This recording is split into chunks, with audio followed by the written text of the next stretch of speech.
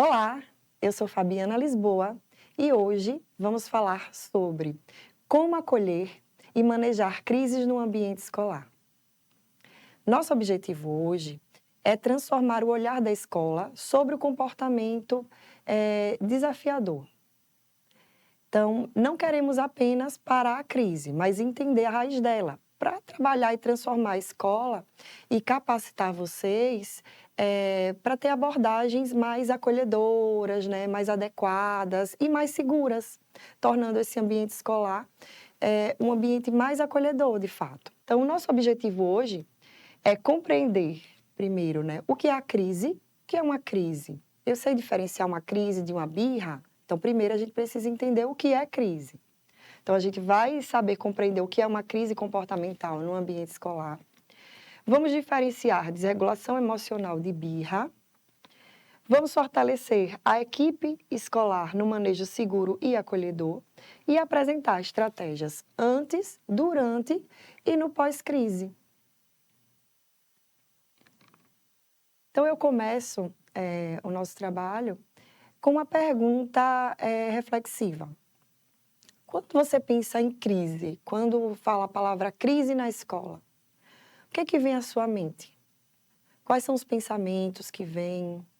Quais são os sentimentos que vêm? O que é que você imagina? Nossa, eu estou numa sala tal que tem alunos que têm crises, ou que tal aluno apresenta uma crise, ou uma colega sua está comentando sobre. O que é que vem à sua mente?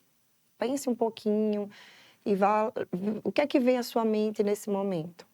Eu imagino que venha camadas, né, misturadas de pensamentos com sentimentos, né, com emoções. Então, vem aí medo, vem aí, não sei se eu estou preparada para isso, preparado para isso, não sei se sei o que fazer no momento de uma crise.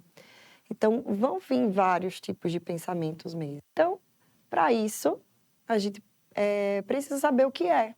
Então, vamos saber o que é crise? Então, o que eu quero que fique na mente de vocês, tá? Esses 4 tópicos, que são os mais importantes. Vamos lá. Crise é uma incapacidade momentânea de autorregulação emocional. Então, veja só, incapacidade momentânea, ou seja, é um momento que eu não consigo, que a criança não consegue se autorregular, ou seja, acalmar sozinha, ou até por uma ajuda. Então, a gente sabe que pela imaturidade de um cérebro infantil, as crianças elas já têm essa habilidade ainda, né, formada. Então, elas vão precisar de auxílio para aprender a se regular emocionalmente, né? Isso a gente vai aprendendo no decorrer ao longo da vida. Então, a criança precisa desse auxílio, desse acolhimento, desse olhar. Então, primeiro, a gente precisa entender que é uma incapacidade, tá? Não é por vontade, é uma incapacidade, mais uma vez eu repito, temporária de autorregulação. E ela vem acompanhada de quê? De explosão, né? Explosão emocional e comportamental intensa, né? A gente vê por aí pela internet vários vídeos mostrando como uma criança tão pequena consegue derrubar uma sala inteira. Então, a gente precisa entender que ali pode vir, né? Cada caso é um caso, mas pode vir de uma crise emocional, de uma crise. Então, mais uma vez eu digo, é uma incapacidade momentânea, temporária de autorregulação, que pode envolver gritos, choro, pulga, agressividade, né, violência e tudo que quem trabalha numa escola, né, por um certo tempo já viu, né, ou viu por esses vídeos que se espalham aí pelas redes. Então, a gente precisa entender também que, mais uma vez eu repito, crise não é birra, tá? É uma perda momentânea de controle. Eu frisei bem, gente, isso, porque a gente precisa entender para não pegar, para não cismar com aquele aluno, para não colocar ele num lugar que não é dele, esse aluno é cheio de vontade, esse aluno é mimado, e não. Veja, a birra, é também importante a gente dizer isso, a birra, ela tem uma intenção, uma intencionalidade. Aquela criança faz aquele comportamento, ele é pensado e ela já aprendeu que quando ela faz aquele comportamento, ela tem um resultado que ela deseja, então é pensado.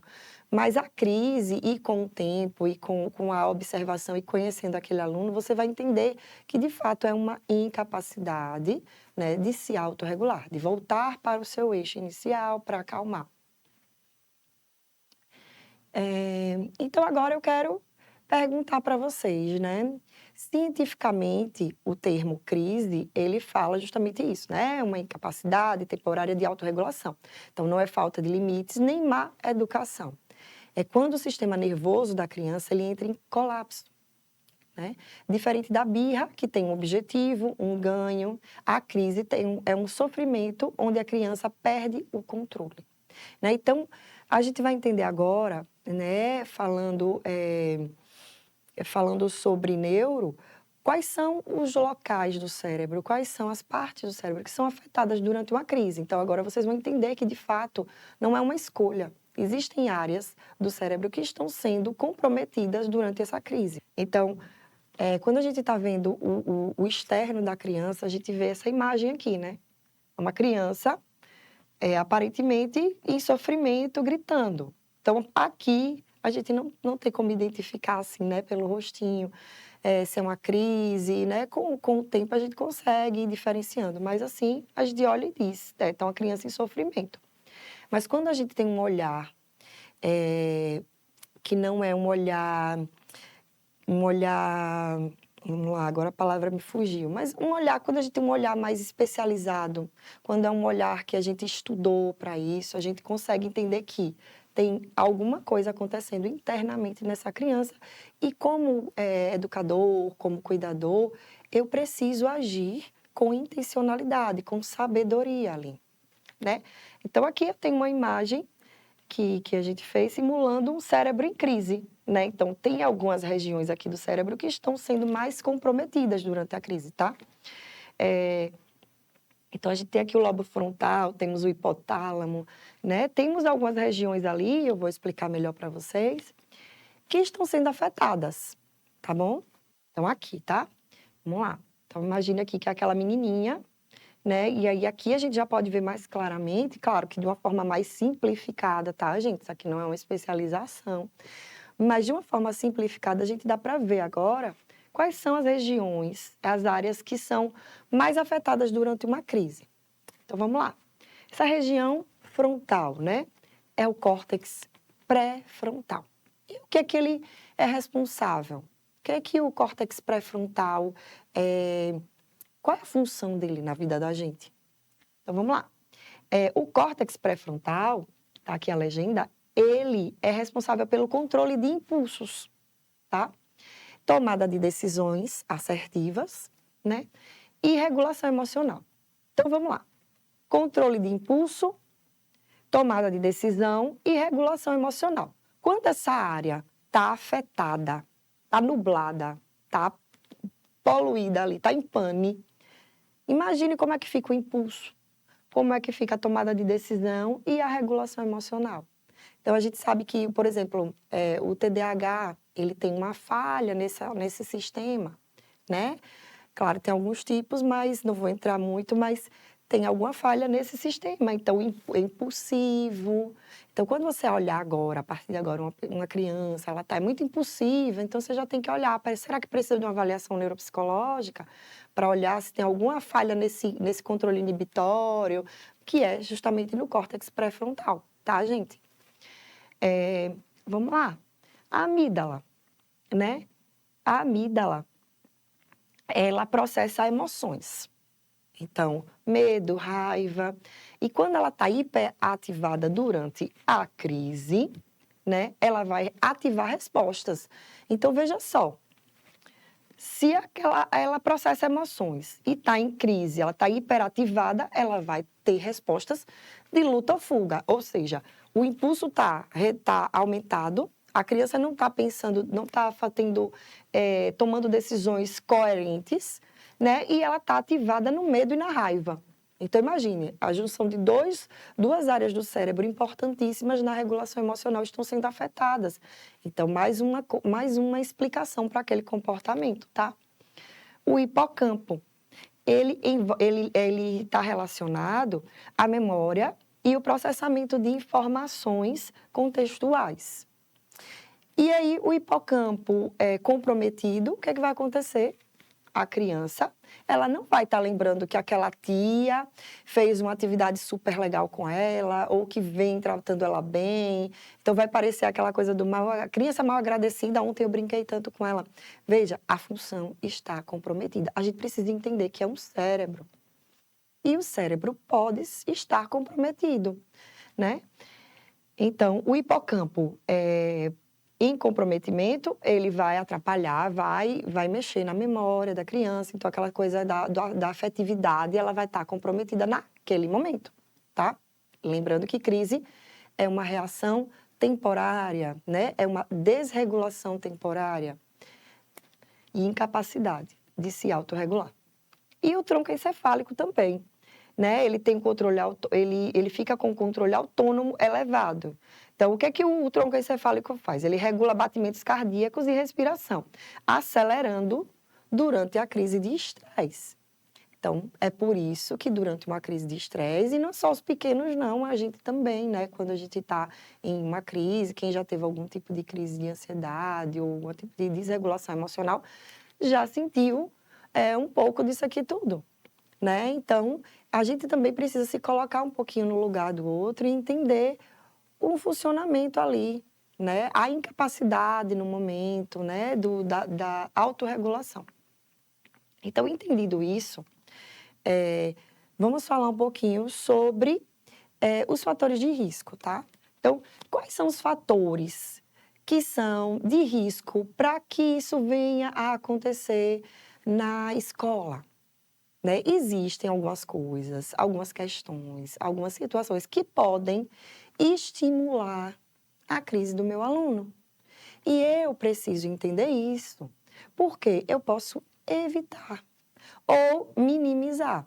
A primeira coisa que eu acho, que nem está aqui, mas uma coisa que é importante, é você ter uma anamnese, fazer um momento com os pais daquele aluno, conhecer aquele aluno que você está recebendo na sua sala. Eu sei que no corre-corre do dia a dia é um pouco complicado, são muitos alunos, mas isso vai evitar que você tenha alguns problemas mais à frente, né? Então, a gente conhecendo quem é aquele aluno, a gente vai saber identificar o que pode afetar aqueles alunos ou não, tá? Então, foi que eu coloquei aqui. Um fator de risco para crises no ambiente escolar são transtornos do neurodesenvolvimento. Então, vamos lá. Eu tenho aqui na minha classe algum aluno com algum transtorno do neurodesenvolvimento. Eu tenho algum aluno TDAH, TEA, TOD. Eu tenho. Pronto. É um fator de risco, tá? Por quê? Porque são alunos que têm, por exemplo, o TEA ou o TDAH, tem um sistema sensorial muito mais sensível. Então, barulhos, luzes ou quebra de rotina podem ser gatilhos biológicos para essa desregulação, tá? Então, a gente precisa entender isso, porque isso vai nos ajudar a prever possíveis crises. Saber se na minha classe tem algum tipo de histórico de trauma ou bullying. Por quê? Aquela coisa repetida, a gente não está sabendo, a gente está aqui do lado de cá, mas a gente não está observando, não está sabendo o que é que está se passando por ali, por aquele mundo. E aí pode vir a acontecer, tem alguém sofrendo um bullying diário, pode vir a sair uma crise dali. E aí a gente vê o que acontece, né?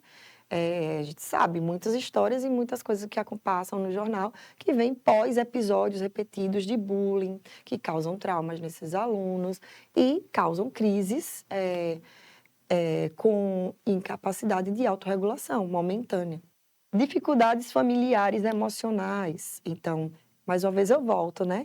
Quem é aquele aluno que eu estou recebendo? Quem é o pai? Quem é a mãe? Quem é que vem trazer na escola? Como é que esse aluno vem todos os dias? Como é que ele está ali naquela sala? Ele está aprendendo? Ele está desmotivado? Tudo isso a gente precisa ter essa leitura, tá? E o ambiente escolar pouco estruturado, como é a minha sala de aula, né? A gente sabe que o ambiente que a gente está, ele é importantíssimo. Então, eu tenho que olhar como é que está a temperatura, como é que está o ruído. Isso tudo é importante. Como é que são a disposição das cadeiras, do quadro, quem é aquele aluno que necessita estar mais à frente, aquele aluno que necessita estar mais perto de uma área mais ventilada. Então, eu preciso ter alguns desses fatores, a gente trouxe aqui de uma forma bem resumida, mas que já traz luz, né? Eu acredito que já traga luz, para que a gente saiba identificar o que é uma crise, prever e saber como agir, né? Para prever, a gente precisa saber como agir, mas depois que acontece também saber como agir. Eu vou ficar por aqui. Minha colega Cristiane, que também é psicóloga, vai dar continuação, né? Explicando mais sobre essa temática, tá? Então, eu agradeço muito e qualquer dúvida eu fico à disposição. Obrigada.